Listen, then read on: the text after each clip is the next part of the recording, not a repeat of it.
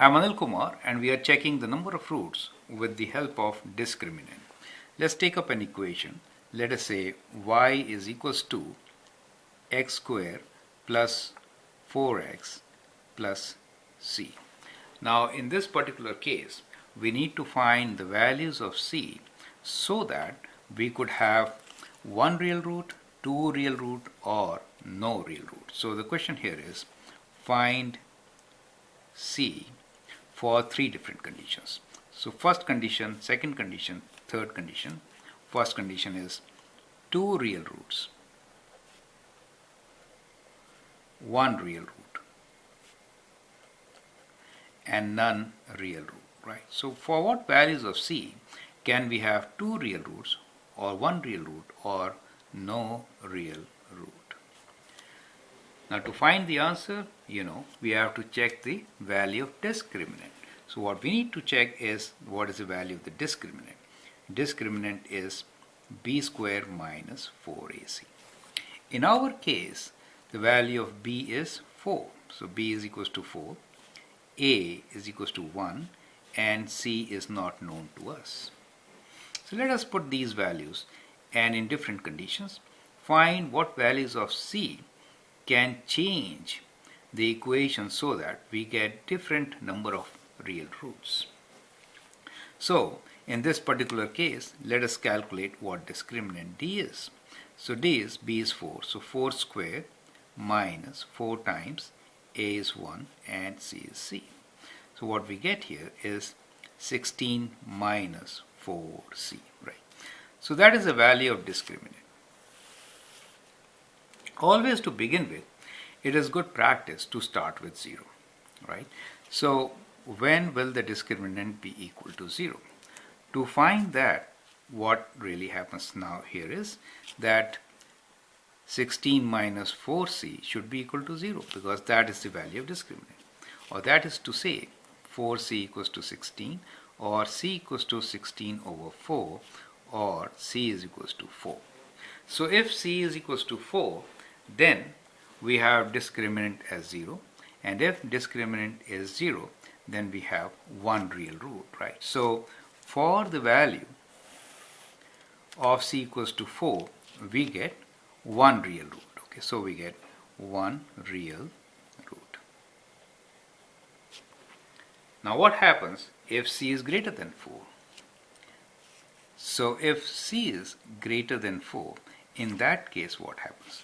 So we have discriminant as d as equal, let's analyze. So d is equal to 16 minus 4c.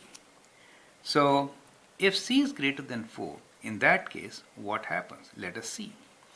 So 16 minus 4 times a value which is greater than 4.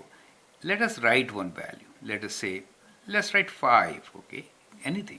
So in that case, you can check, it becomes 16 minus 20, which is negative, right? So the discriminant becomes negative, right? So in this particular case, discriminant is negative, and therefore the number of roots will be 0, right? So 0 real roots.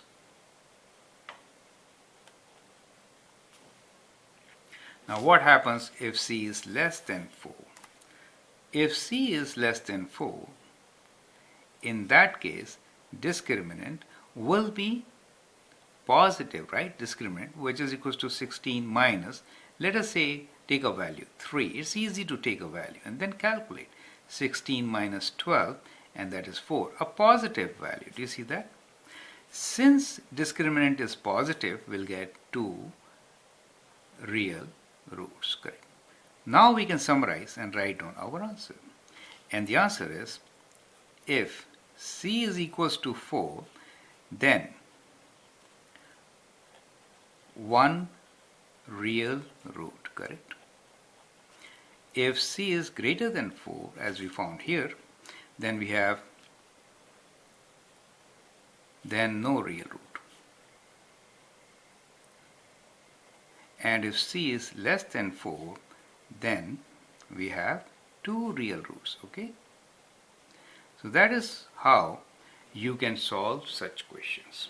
So in such questions, first find out for what value of the coefficient whichever you're working on is the discriminant 0, right? So once you figure that out, and then you test the value on either side. Do you get the point? So find 0 first. We found that it is 0 for c equals to 4. Then you check for the other 2 points, a value greater than 4 and less than 4, as we did in this case, right? So we checked for 5, which was greater than 4, and we checked for 3, which was less than 4. And we found that in case we use a value 5, in that case we get negative result. And if we use 3, we get positive result.